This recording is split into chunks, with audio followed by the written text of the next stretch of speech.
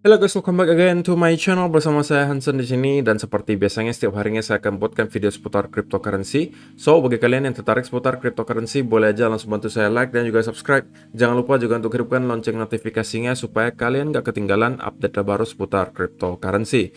Oke, pada hari ini guys, kembali kita akan bahas seputaran Bitcoin, dan seperti biasa kita akan mulai dari CoinMarketCap terlebih dahulu. Per hari ini secara global market cap crypto berada di angka 1,96 triliun dolar atau turun sekitar 3,36%. Nah, Bitcoin sendiri kembali ke angka 42.300-an, Ethereum 3.199, BNB 421, XRP 0,75, Solana 109, Cardano 1,03, Terra Luna 93, dan Avalanche ada di urutan ke-10 dengan harga 83,38 dolar. So, per hari ini kita melihat market rata-rata dalam keadaan merah, penurunannya ranging antara 1, sekian persen hingga kurang lebih 12%. So, itu adalah outlook sementara dari beberapa top coin yang ada. Sekarang kita masuk dulu ke beberapa berita dan data terbaru hari ini. Nah, yang pertama di sini disebutkan waiting for 40k, Bitcoin's critical level is already here, says new research. Jadi kali ini kita disuguhi lagi perspektif baru guys, dan kali ini naratifnya lebih switch ke arah bearish gitu ya. Jadi ada seorang analis lagi mengatakan bahwa sekarang kita perlu memerhatikan area yearly pivot, atau kita berada di area pivot tahunan. Jadi kita sekarang berada di area yang sangat penting. Kenapa? Karena menurut dia ini sebelumnya secara historis merupakan area di mana kita akan bounce dan menuju ke lower low ketika kita masuk ke bear market. Nah, kita bisa buktikan dengan beberapa data historis sebelumnya gitu ya. Di mana pada cycle 2013-2014 kita masuk ke bear market di sini. Oke, awalnya di sini kita mendapati penurunan tajam yang pertama. Kemudian yang kita lakukan berikutnya adalah kita retest dulu ke area yearly pivot atau pivot tahunan sebelum kita membuat lagi satu lower low, dan pada akhirnya kita masuk lagi ke bull market. Oke, hal yang sama juga terjadi di cycle tahun 2017-2018. Di mana di awal tahun 2018 tentunya kita masuk ke bear market, dan sama kita mendapati satu drop tajam yang pertama di sini. Kemudian yang kita lakukan berikutnya adalah apa? Kita kembali retest dulu ke yearly pivot. Oke, baru dari sana kita kembali membuat satu lagi lower low, dan dari sana kita baru lagi masuk ke bear market. Nah, menurut sang analis bisa jadi kali ini kita juga mengulangi hal yang sama, di mana menurut dia ini adalah top dari bull market kali ini. Kemudian kita mendapati drop pertama yang cukup tajam di sini. Selanjutnya kita melakukan apa? Retest ke area yearly pivot yang kurang lebih berada di area sini, dan kita sudah melakukan retest tersebut. Dan kalau misalnya kita mengulangi hal yang sama dengan yang terjadi dua kali sebelumnya, maka bisa jadi ini adalah topnya dan kita akan menuju ke lower low baru, dan bisa jadi berpotensi menuju ke sekitaran area 20.000. Untuk sekarang, menurut saya sentimen di market itu masih sepertinya 50-50 ya guys. Saya masih bisa banget menemukan orang-orang yang mengatakan kita sudah siap untuk menuju ke all time high baru, kita tidak akan lagi nyentuh ke area 30.000 dan lain sebagainya. Tapi juga tidak jarang saya temukan orang-orang mengatakan kita ini sekarang di bear flag, kita ini sekarang sedang membuat dead cat bounce, dan kita akan menuju ke lower low baru. Sekali lagi saya selalu respect kedua perspektif tersebut asalkan mereka mempunyai analisa dan argumen yang jelas gitu ya. Menurut saya pribadi, saya tidak terlalu memusingkan apakah kita akan membuat satu lower low lagi, ataukah dari sini kita akan langsung menuju ke all time high baru. Nah, kenapa? Nah, ini harusnya kalian udah bisa jawab ya, karena saya menerapkan dollar cost averaging. Jadi kalaupun harganya membuat satu lagi lower low baru, ya saya anggapannya apa? Discount gitu kan. Tapi kalau misalnya kita dari sini menuju ke all time high yang baru, sudah berarti saya cuan. Dan itu membuat mental saya terjaga gitu guys. Saya tidak panikkan ketika melihat Bitcoin turun 10%, turun 5%, atau turun 15%. Ya saya tetap melakukan dollar cost averaging. Ya berbeda cerita kalau misalnya kalian trader gitu kan. Ini saya berbicara kalau misalnya kalian investor jangka panjang. Dan kalian jangan sampai menyamakan gitu guys antara seorang trader dengan seorang investor, karena cara mainnya berbeda gitu guys. Kalau trader ya kalian carilah setup gitu. baik itu bear maupun bulls ya, kalian bisa cuan asalkan setup kalian jelas. Oke. Nah, kalau untuk investing ya kalian harus mempunyai planning yang jelas gitu. Apa yang harus kalian lakukan, apa yang mau kalian lakukan, kemudian level-level mana yang pengen kalian perhatikan, itu kalian harus buat planningnya gitu. Kalau untuk trading kan ya kalian tinggal lihat di chart misalnya ada potensi setup apa. Kalau lagi bear ya kita ikut bear, kalau lagi bull ya kita ikut bull. Sesimpel itu gitu guys, tidak usah diperumit dan kita juga nggak usah menyalahkan perspektif orang lain gitu, nggak usah. Oke? Dan ya, untuk yang ini saya rasa tidak terlalu penting karena ini hanya membicarakan soal sedikit funding rate. Nah, yang kedua di sini disebutkan Lightning to Strike Shopify merchants with addition of Bitcoin payments. Jadi ini adalah salah satu hasil dari event Bitcoin 2022 kemarin, Bitcoin Conference 2022 kemarin. Dan Jack Mallers itu adalah pemilik aplikasi namanya Strike. Strike itu apa? Strike itu adalah sebuah aplikasi pembayaran. Ya, seperti kalau kita mungkin GoPay gitu ya, atau ShopeePay. Mirip-mirip seperti itu. Dan si Jack Mallers itu mengumumkan bahwa Strike sudah bekerja sama dengan Shopify, salah satu platform e-commerce yang cukup besar untuk menerima Bitcoin sebagai alat pembayaran. Tentunya hal ini merupakan hal atau gebrakan yang sangat positif menurut saya karena sekarang platform yang sudah cukup besar pun sepertinya udah mulai masuk ke ranah cryptocurrency. Dan untuk kalian ketahui saja, Shopify itu adalah world 18th largest e-commerce company atau perusahaan e-commerce terbesar ke-18 di dunia. Dengan annual revenue-nya itu 4,6 miliar dolar.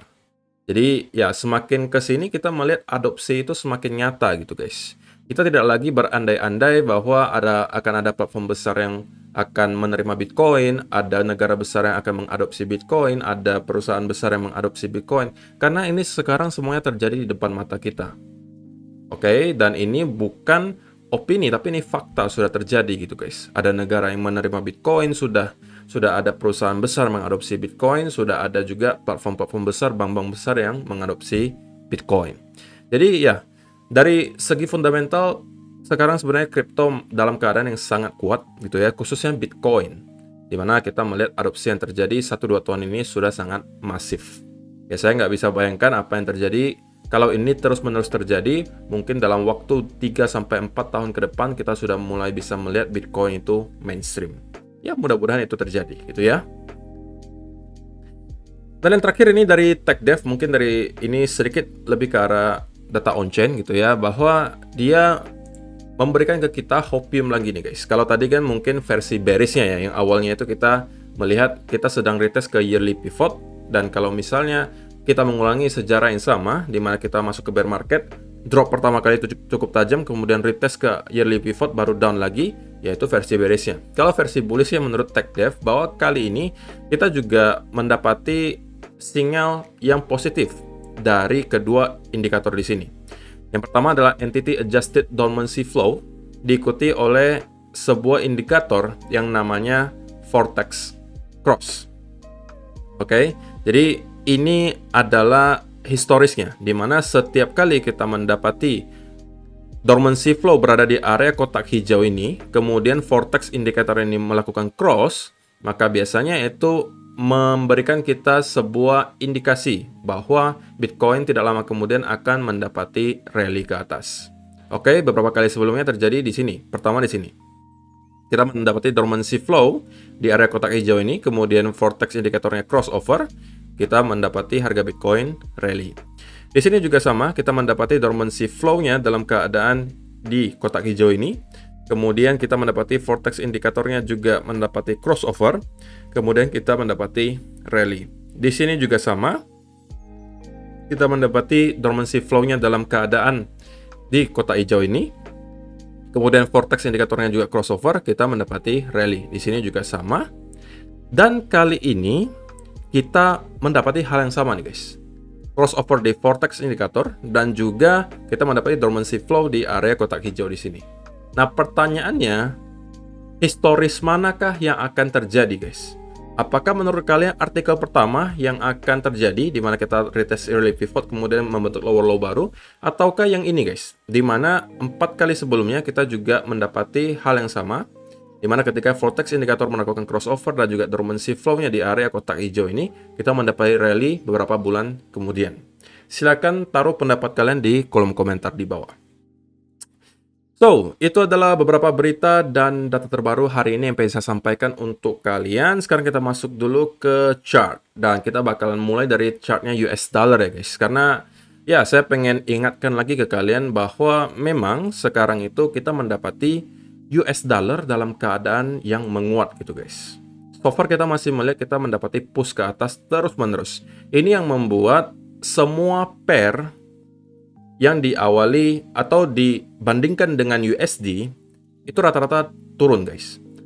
Tidak hanya di Bitcoin, kalau misalnya kalian lihat di Forex, katakanlah kalian juga trading Forex, misalnya ini pound sterling versus US dollar.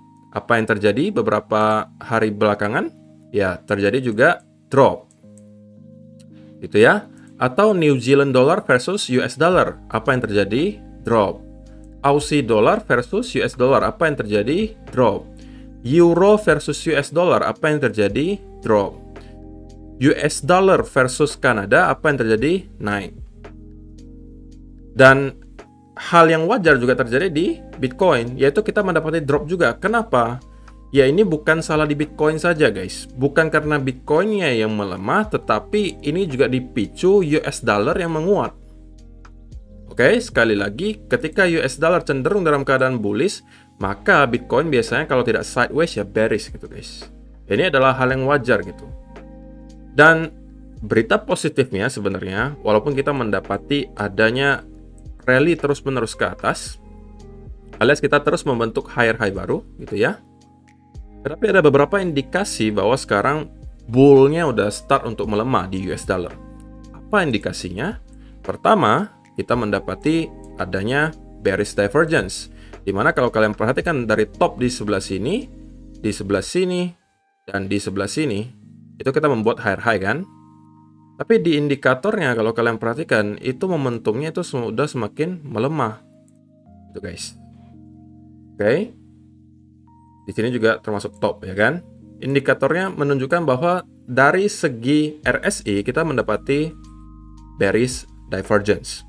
Yang kedua, saya juga udah pernah sampaikan di video beberapa hari sebelumnya bahwa kita sedang approaching next area major resistance yang berada kurang lebih di sekitaran area ini. Dan kita persis terreject di area tersebut guys. Oke. Jadi ini baru dua indikasi buy. Tetapi tentunya kita perlu konfirmasi lebih lanjut dari price action. Gitu ya, bahwa kita pengen melihat sellers mulai masuk lagi nih guys. Kalau untuk sekarang tentunya kita hanya mendapatkan sedikit rejection, tentunya itu merupakan indikasi baik, tetapi kita pengen lihat seller mulai masuk lagi dan membentuk semacam selling movement, dan yang menurut saya bisa membuat Bitcoin kembali ke bull rally atau bull yang sangat kencang gitu ya, pergerakan naik yang sangat kencang itu adalah ketika nanti US dollar mendapati drop dan breakdown dari trendline besar di sini. Oke. Nah, apabila kita mendapati breakdown dari channel yang sudah tercipta dari bulan Juni 2021 kemarin, maka ini berpotensi membuat Bitcoin untuk rally dan bisa jadi menuju ke all time high yang baru. Tapi tentunya ini perlu waktu guys. Oke, kita sekarang masih cukup jauh, bahkan dari lower trendline-nya juga masih cukup jauh.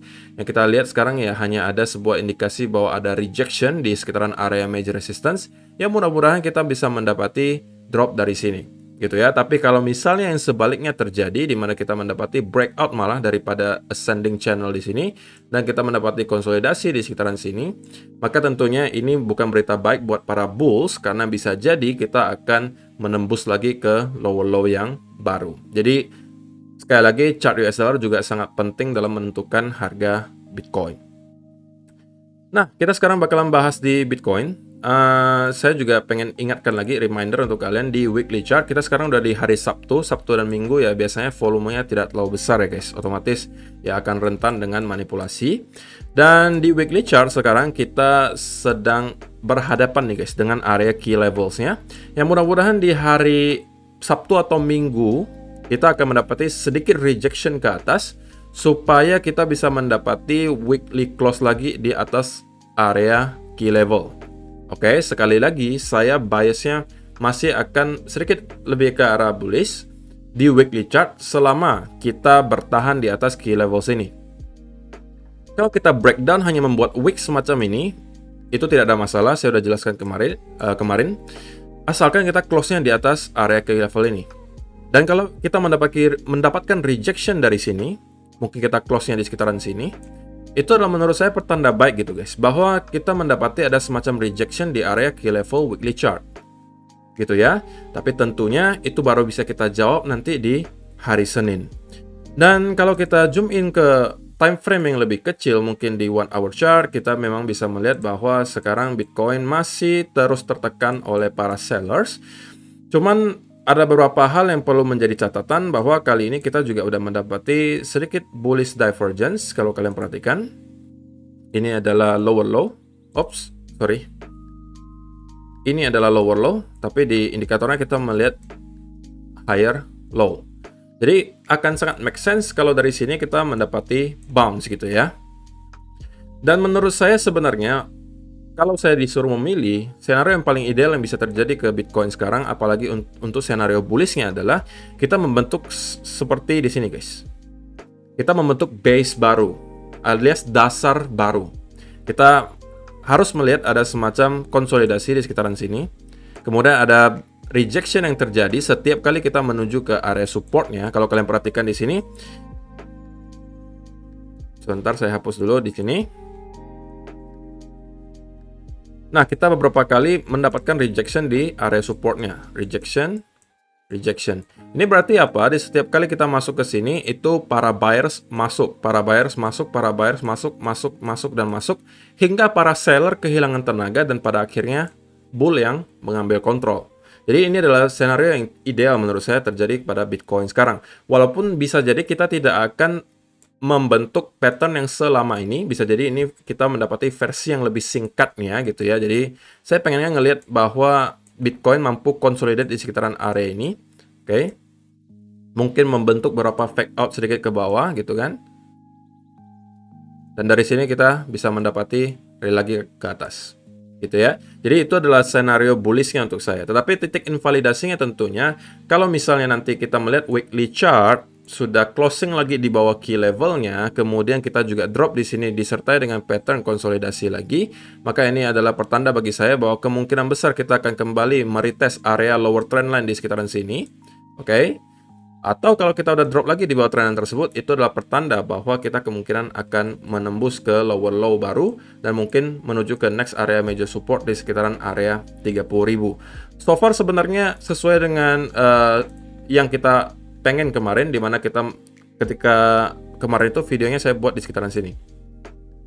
Dan saya sampaikan guys, saya melihat akan ada sedikit bounce dulu ke atas, oke, membentuk higher high dulu. Baru dari sana kita kemungkinan akan down lagi dan menuju ke lower low baru. Dan saya katakan kemarin senario yang saya harapkan terjadi adalah seperti ini gitu ya. Memang kita membuat satu lagi up, kemudian down. Dari sini kita baru mencoba untuk rally lagi ke atas. Oke, ini adalah senario yang saya pantau untuk sekarang. Dan ya, saya rasa itu aja sih guys yang bisa saya sampaikan untuk video hari ini. Semoga bisa membantu kalian semua dalam menentukan planning berikutnya di Bitcoin. Terima kasih yang sudah menonton sampai selesai. Jangan lupa untuk bantu like-nya. Dan untuk kalian yang belum sempat ikut event saya dengan Apollo X di 2 video sebelumnya udah pernah saya umumkan. Silakan kalian kalau memang masih pengen mendaftar, masih bisa, karena itu hanya terbatas untuk 30 orang saja. Dan ya, itu aja sih. Terima kasih, dan kita akan bertemu lagi di video yang berikutnya. Bye-bye.